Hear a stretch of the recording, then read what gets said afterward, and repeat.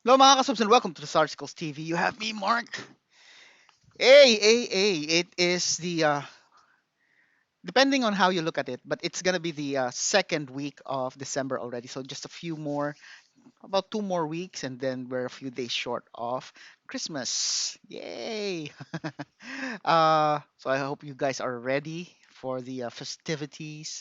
And for those of you who practice the what we call simbang gabi, simba is to praise, um, or simbang is to like to go to church or something, and then gabi means night, so it's like night mass, evening mass, which is weird because it's not really like evening mass, it's more of morning mass, like super morning, as early as between 4 a.m. to 5 p.m. But there are what we call anticipated mass, which is in the evening, so that's technically the simbang gabi, if I if you would refer to like day or night thing. What I'm excited about as well is, of course, the those seasonal food during the holidays. The what we call the puto bongbong and the bibingka. Bibingka is not necessarily like seasonal, but um, there's a lot. There will be a lot of places that will sell those things. And bibingka is actually a favorite of mine. So they are like either cooked in charcoal or steamed, and they are made of I'm not sure, glutinous rice or maybe some root crops. But anyway, we let's go back to our to why we are here. We are here to listen and react, and we have a recommendation from All Day Adventures. The recommendation is a song by or a maybe instrumental from Steve Vai entitled "Bad Horsey." When I think about the Bad Horsey title, what I'm thinking about is his signature what do you call that, wah pedal. Anyway, let's see how it goes. This honestly, I'm not sure if I heard it. Maybe I've heard this, but I just don't know that it's the title, or maybe I haven't heard it yet at all. We're gonna find out as soon as we give our thanks to our all our viewers, subscribers, members, and sponsors. Maraming salamat, and without any further delays, let's give this song a go in 3, 2, 1.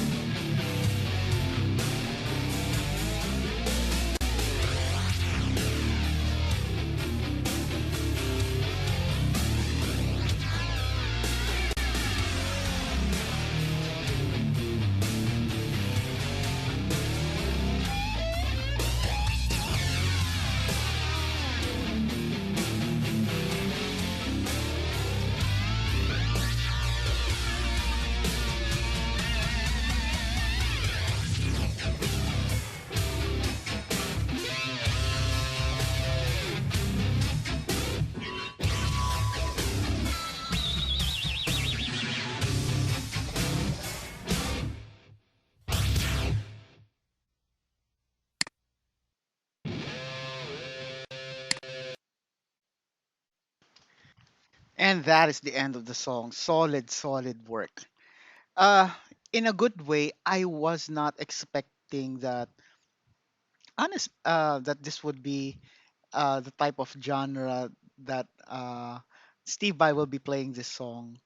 I guess it's because my how do we say that? Um, my lack. I guess I lack the uh, or let's just say simply, I haven't listened to a lot of Steve Vai songs. Ma- Uh, the only Steve Vai song that I know that I have listened to, consciously listened to, would be "For the Love of God." That's it. Probably I may have listened to his other songs, but I didn't. I don't know the title. So it's a surprise here, that that the genre here is like very heavy metal. Yeah, heavy metal actually.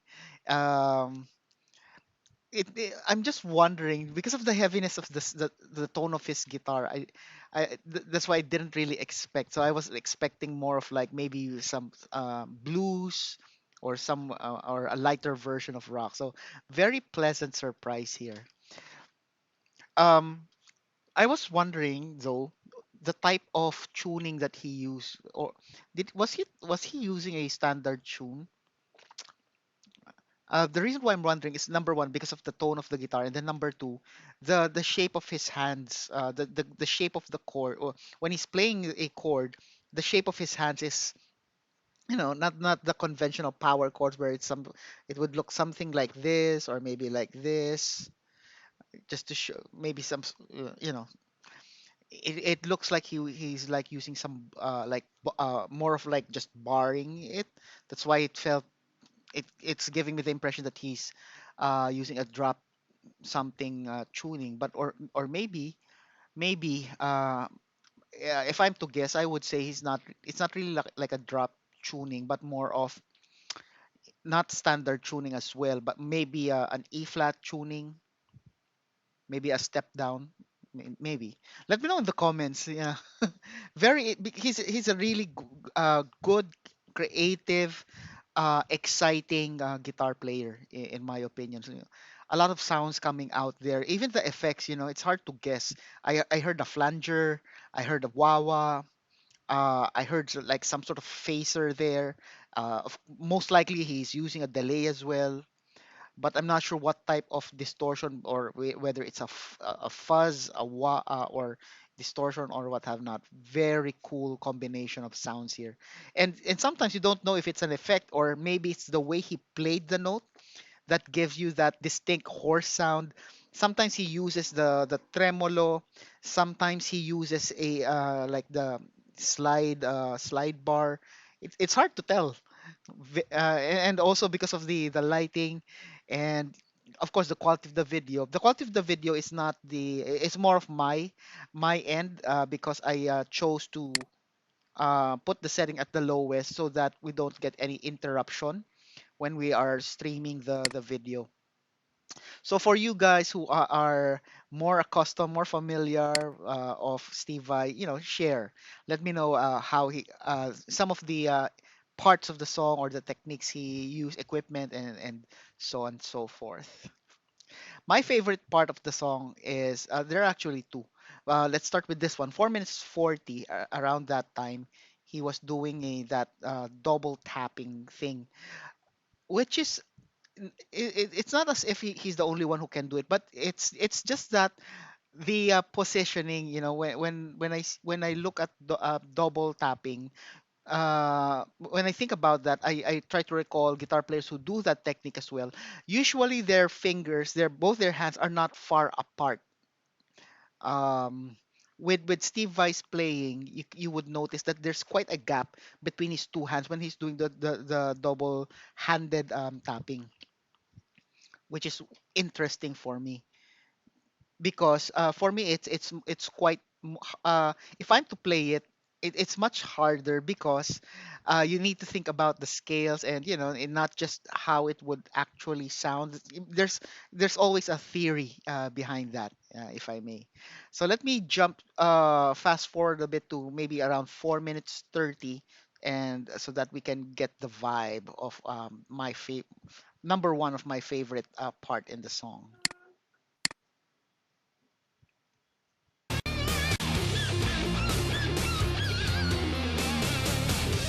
Here you go.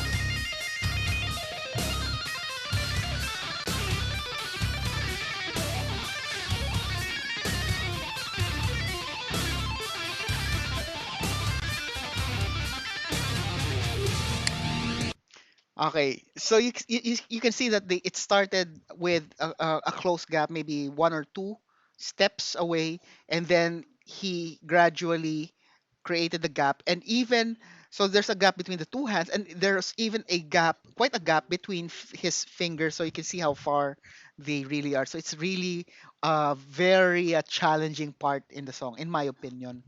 Um, in this part as well, before the tapping, I kind of heard like he used like some sort of a whammy, because the note kind of jumped like an octave, and he's not using a tremolo as he do that. You can hear the wah, wah, something like that. Whew. My other favorite part here would be the actual riff of the song, that jejin, jejin, jejin. The reason why I kind of dig it is because I love wrestling, and when I heard that tune, there's this light bulb here that kind of lit, and then it made me it kind of gave me that thought that this would make a very nice, a very cool entrance music for a wrestler. Someone who's big, massive, and strong. Someone you know.